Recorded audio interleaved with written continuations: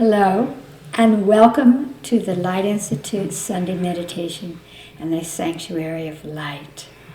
For those of you who are joining our meditations for the first time, we do it in 3 parts so that we can really fold in our deepest, most spiritual energy into our bodies. So we begin by asking our higher selves, our own inner voice, the intuitive essence of the soul, to take a form for us.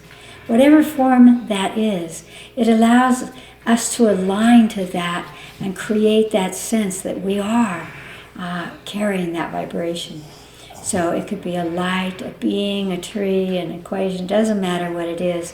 It's a frequency that your body will be able to align with. And then we ask the higher self to touch the body, and we draw that, through that touch, we draw the higher self into our body, and we sit in meditation. Now, because we're using this modern technology, I will make an Om sound, and you can push your pause button so that you can meditate for as long as you choose. And then the second part of the meditation is where we practice the art of radiance, because we are all made of light, and we want to carry that radiance into the world because it illuminates truth. It illuminates a higher frequency. So we imagine that we're drawing white light from the cosmos right down to the top of our heads, down into our stomach, our solar plexus. This is the seat of the emotional body. And from there we laser that white light out from us. I like to do it and imagine that I'm lasering the light across our planet and back into the sky, so that I feel as if that illumination on the planet can support everyone realizing that they are beings of light. Another Om, and you push the pause button. And then in the third part of the meditation, we choose a situation or a place that people ask for sometimes, and we meditate on that. And that allows us to feel as if through our highest frequency, we are supporting our planet, and that gives us a sense of purpose. Today, our focus is going to be polarities, whether that's the left and the right political beings, or males and females, or old and young, or whatever the polarities, and you may, in your mind, think of that polarity that serves you in terms of your reality. And then we're going to see those polarities facing each other in our mind's eye, and we're going to ask them what frequency of light they need to come together, to merge together, to release that separation, so that they realize that what is true on this planet is that we are all interdependent, and that the far reaches of separation and polarity will swing together in that infinite figure 8, which is the symbol of our true life, our true energy flow. So that's our meditation, and let's begin. We'll do some breath first. Close your eyes. Take a deep breath in through your nose. And then as you exhale through your mouth while making a little sound like this. Exhalation slows your brain and brings you into a meditative state. Once more, breathe in. And slowly exhale through your mouth.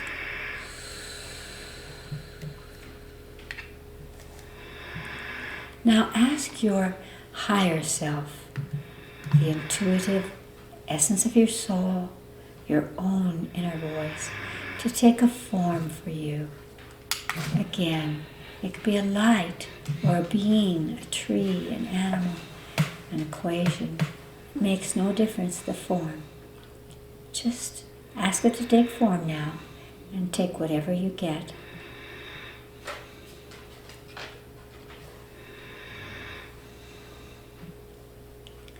Ask your higher self to touch your body where you hold your divine essence. Touch you anywhere. Just imagine that touch and perceive that you are being touched, so that through that touch there is an opening, an awakening, an expansion of your divine source energy in you. And breathe into that touch from your higher self.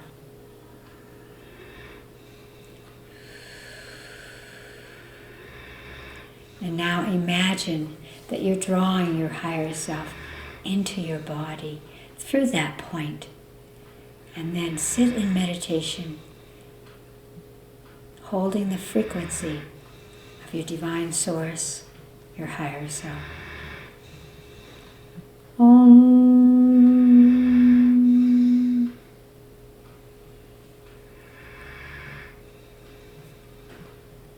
As you breathe deeply into your body, reach up in your consciousness, up into the cosmos, and imagine that you are gathering brilliant photon, white light, a beam of that light coming down through the top of your head and down into your stomach, your solar plexus.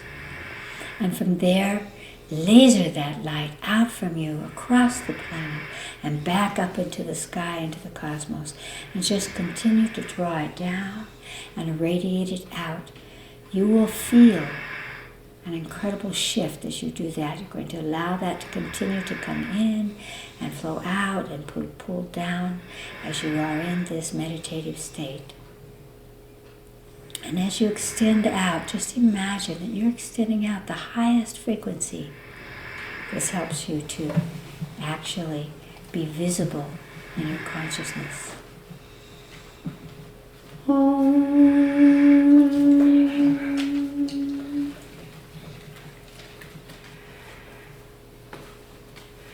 Again, breathe in, breathe out slowly. You might ask your higher self to show you polarities that you want to bring together, that belong to you to bring together. Whatever they are, perhaps they're two people, perhaps they're two groups of people, perhaps they are other kinds of polarities. Just fix in your mind's eye these two polarities and bring them in front of you in your mind's eye, facing each other. And now ask them what frequency of light, what color they need from you to come together, to merge, to dissolve away the polarity. Polarity is an illusion. It is not true. Everything is connected to everything. So ask the color. And then again, reach up in your consciousness and pull that color down through the top of your head and extend it out through your solar plexus to these two energies of polarity. And allow that frequency of light to enter them and to bring about a merging, a dissolution of that separation. And just continue to allow that to flow through you until you witness a coming together, a dissolving of the polarities, a kind of new linking up or connecting or supporting that can occur because of the light that you are extending.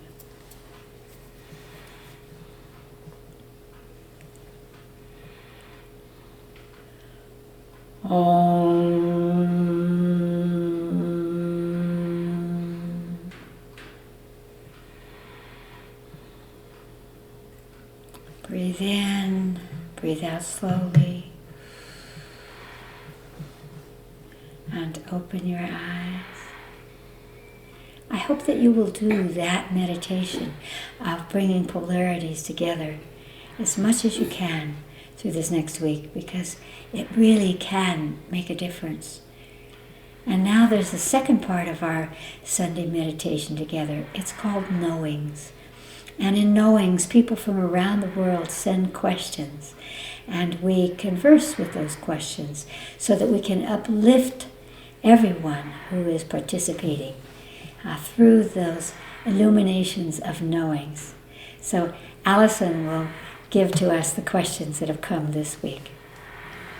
The first question is from Sacramento, California, in the U.S.A. Will you please talk about your Light Institute Cranials and how they are different from other cranials? Oh, wonderful. Yes, we use cranial therapy as very much a part of our incarnational work at the Light Institute, although I would say if you've never had a cranial, have a cranial. Any kind of cranial is wonderful. Ours are very special. The purpose of a cranial is to move in very subtle, gentle ways the 26 bones of the head, which brings you back. It actually can change the way your face looks. It'll bring you back to how your face really was set together through those bones before you moved through the birth canal, if you were birthed that way. Or even in your childhood or yesterday with the way you sleep, you've been banged on the head, or any of those things that move the bones of your head, because the way the bones come together are energetic focal points that allow the energy to flow to and from the brain. So cranials increase our intelligence, our capacity to focus and to think. They increase that crossing over from one side to the other as the brain orchestrates motion or orchestrates energies in both sides of the body. So this releasing of the talking heads and bringing us into body happens through cranial work. Also, there's the breathing. We have 90% water fluids in our brains, cerebral spinal fluid, cranial fluid, and blood and all of those things. And cranials bring about a balance of that. So again, it nourishes the brain, allows you again to increase your capacity to focus or think. And also, we alter the breath so that the breath into the brain and into your sacrum, because through your spinal cord there's a connection between your brain and way down to the bottom of your coccyx to your tailbone. And they need to be in alignment. And when they are in alignment, it facilitates the Kundalini energy, the inner spiritual energy to come back up and into this area we call the third eye that gives us the vision or the recognition of our purpose. Now the difference at the Light Institute is that I have created cranials which are specific to opening our master glands, because we have these master glands that allow us intuition, that allow us precognition, psychic awareness, that open us to these very subtle capacities that we all humans have. And so I find that to be very, very important for the work that we're doing, which is all about the expansion of consciousness. But if I could have a cranial every day, I would do that, because it brings you into a place of peacefulness and illumination. And so we always recommend that when people come to the Light Institute, for whatever reason, that they give themselves a cranial. So that's what it is. Allison, the second question. Is from Italy. Italy. Dear Chris, there is a saying that power corrupts and absolute power corrupts absolutely, which by all accounts, especially recently, seems true. How will we ever be able to be powerful beings of higher consciousness as a global soul group if most are corrupted by power, especially in religions and government? Well, that's a pretty intense statement. But what I would say to you is, if you could see time outside of this very slow linear pulse, you could perhaps recognize that in actuality, this awareness of corruption, because 50 years ago, what we think of as corruption today, they did not think of as corruption. They felt that if you had power, whether that was religious power or governmental power or any kind of power of men over women, whatever it was, that you had the right to it and you could wield it in any way that you wanted. They didn't think of that as corruption. Today we would. So I mention this because I want you to know that We are right on schedule in terms of our evolution. We are clearing away things that in the past seemed to be okay, but which are not now. We are no longer in a totem pole arrangement of who fits where on the totem pole, whether that's in a family or a culture, a society, a nation, or the world. We have world leaders, but good leaders lead from a collective. They bring to them, they listen to people, they listen to the others, and they make judgments or choices that include the awareness and the intelligence and the wisdom of others. And so we are moving away from that. If you can get yourself into a place of power, you have the right to be corrupted and on any level. We're not allowing it today. And what's important about this conversation in terms of ourselves as a global family is that we are learning that it is not the time to let one leader choose your life, one other person, one other human who has climbed that ladder that could have that much power. We are beginning to say, let us all recognize the power we have as groups. And what I'm seeing is that groups around the planet are learning that as a group, we have a louder voice and we can influence the direction of choices that come from, quote, higher ups. So what is the lesson of this corruption conversation? It's really about what brings about harmony and balance and evolution, the evolution of the human soul for everyone. So you and I and all of us must learn to carry the power we have and to recognize that we are powerful, that we came into embodiment through a choice of the soul, and we did not come to be victims. We did not come to be lorded over. We came to participate, to offer our wisdom, our love, our capacities out to the whole. And so the more that you clear away, by the way, inside yourself any kind of corruption, any kind of place where you don't tell the truth, any kind of place where you feel that you will win the argument if you just twerk something in your favor. So the freeing of corruption begins with ourselves. And the more that we are willing to look inside ourselves and have a little cosmic giggle as we see something that might be a little imbalanced, the stronger we are and the less afraid we are of somebody else's corruption or somebody else's power.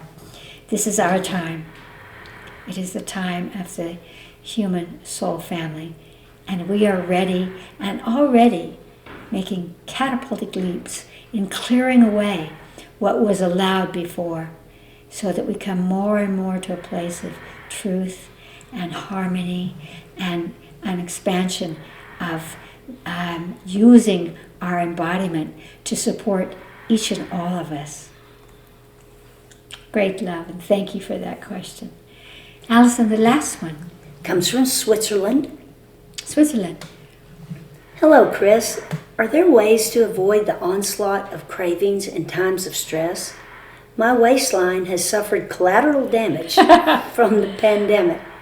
I live in a land of chocolate and no longer have any restraint. Help! I love that. Oh, indeed, that could be quite a long conversation. But let's begin with talking about, again, that craving. That stress does cause craving, emotional craving. And so we feel if we can fill our stomachs and we feel full, then we feel safe.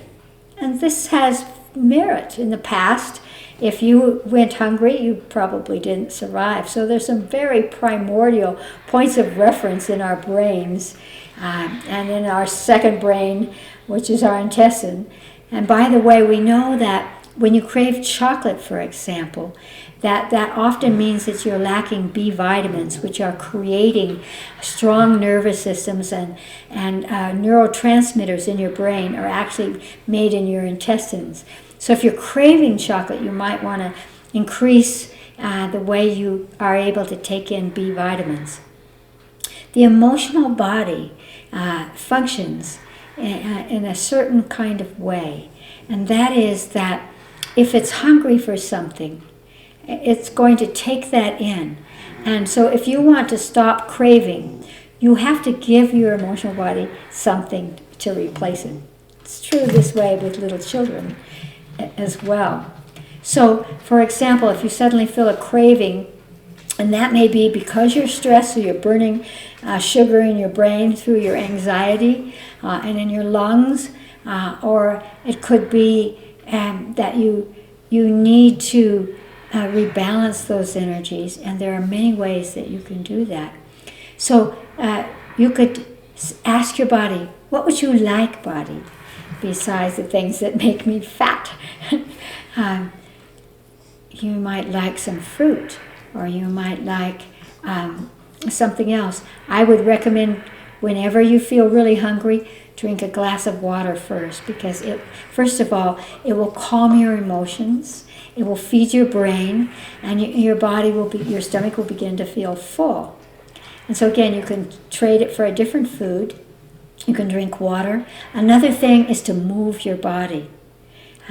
When we're sitting and we're contemplating and we're talking heads and we're thinking about all the disasters or what's going to happen, then we get hungry because, again, when we have a full stomach, we feel safe. This is how our autonomic nervous system actually works. And I want to say something in favor of your chocolate, by the way. There's a way that you can make that good for you. And that is that cacao, which is the raw cocoa bean, when it's ground into a powder and doesn't have sugar with it, it's delicious and it's wonderful.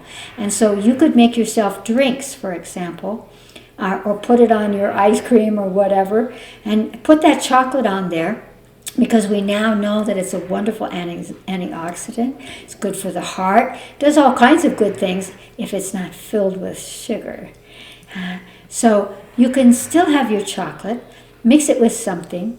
I mix chocolate powder with powdered mushrooms and cayenne pepper and things like that, and it's healthy for my body, and I get that chocolate that I want, because chocolate is a stimulant, of course, and it actually nourishes my brain and my body.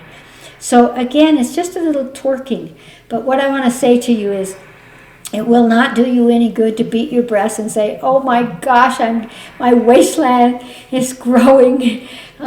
What can I do?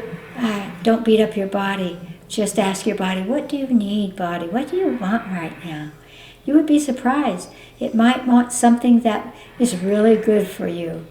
And again, taking a little water, exercising, moving your body, stimulating the blood and the chi will bring the body into balance. Another thing that I would recommend that I really love is to take baking soda.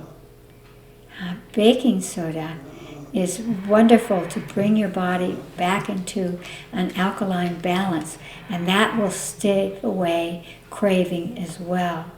And whenever the body's craving, it's really looking for nutrition. It's looking for something.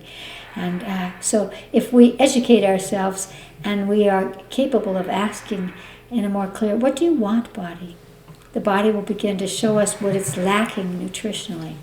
But baking soda, if you take it about a half an hour or hour before you go to bed, even a half a teaspoon mixed in some water, and you drink it down, when you wake up in the morning, it will not only alkalize your body, but you will find that your stomach is flat in the morning. And so that's a little trick that, again, allows you to say, this is for you, body. And it's something that I always do, instead of saying, oh, I know I shouldn't have that chocolate, but I really want it. And that's another thing that I would bring forward. And that is that when we feel guilty about what we eat, we actually complicate how it is processed in our bodies. So if you're going to have a delicious Swiss chocolate bar, if you were to put it in your hand and hold it for a minute, and energize it with your energy, and then say, this is for you, body. You know what? I know it would not make your waistline grow. It would not. And so those are some tips that I have for that. And have a little joy. Chocolate brings us joy. Food brings us joy. And we need that. It's okay. It's okay. And so I hope that you will learn to be in harmony with your body and know that you can still have those things that you in Switzerland make so well. Great love to you.